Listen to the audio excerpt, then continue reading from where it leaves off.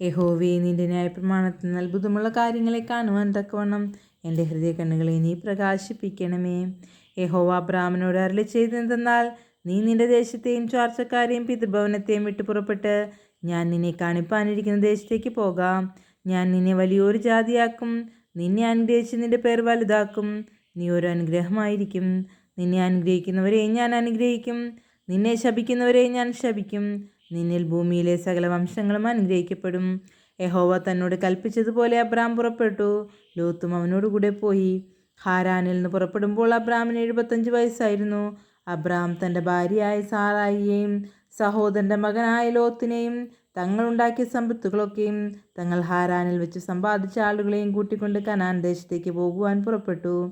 Canaan ദേശത്തെത്തി Abram ശേഖേം എന്ന സ്ഥലം വരെയും ഏലോൻ മോരെ വരെയും ദേശത്തുകൂടി സഞ്ചരിച്ചു. അന്ന്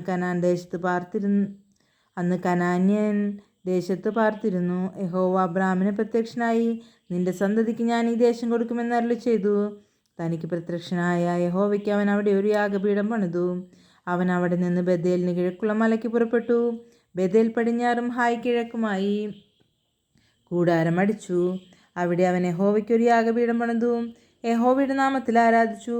അബ്രാം പിന്നെയും തെക്കോട്ട് യാത്ര ചെയ്തു. ദേശത്ത് ക്ഷാമമുണ്ടായി.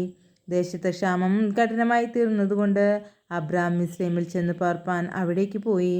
മിസ്രൈയിലെത്തുമാറായപ്പോൾ അവൻ തൻ്റെ ഭാര്യ സാറായിയോട് പറഞ്ഞത്, ഇതാ, നീ സൗന്ദര്യമുള്ള സ്ത്രീ എന്ന് ഞാൻ അറിയുന്നു.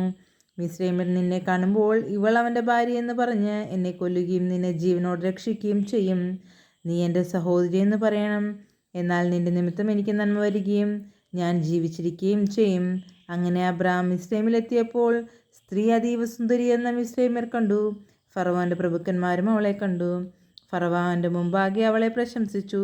സ്ത്രീ ഫറവോൻ്റെ അരമനയിൽ പോകേണ്ടി വന്നു. അവളുടെ നിമിത്തം അവൻ അബ്രാമിന് നന്മ ചെയ്തു. അവൻ ആടുമാടുകളും ആൺകഴുതകളും ദാസന്മാരും ദാസിമാരും പെൺകഴുതകളും ഒട്ടകങ്ങളും ഉണ്ടായിരുന്നു. അബ്രാമിൻ്റെ ഭാര്യയായ സാറായി നിമിത്തം യഹോവ ഫറവോനെയും അവൻ്റെ കുടുംബത്തെയും അത്യന്തം ദണ്ഡിപ്പിച്ചു. അപ്പോൾ ഫറവോൻ അബ്രാമിനെ വിളിച്ചു, നീ എന്നോട് ചെയ്തതെന്ത്? ഇവൾ നിന്റെ ഭാര്യയെന്ന് എന്നെ അറിയിക്കാഞ്ഞതെന്ത്? അവൾ എൻ്റെ സഹോദരി എന്ന് എന്തിനു പറഞ്ഞു? ഞാൻ അവളെ ഭാര്യയായിട്ടെടുപ്പാൻ സംഗതി വന്നുപോയല്ലോ. ഇപ്പോൾ ഇതാ, നിന്റെ ഭാര്യ അവളെ കൂട്ടിക്കൊണ്ടു പോക എന്ന് പറഞ്ഞു. ഫറവോൻ അവനെക്കുറിച്ച് തങ്ങളുടെ ആളുകളോട് കൽപ്പിച്ചു. അവർ അവനെയും അവൻ്റെ ഭാര്യയും അവനുള്ള സകലവുമായി പറഞ്ഞയച്ചു. ദൈവമേ, സ്തുതിക്ക് യോഗ്യമാകുന്നു. ബാറയ്ക്കുമോർ.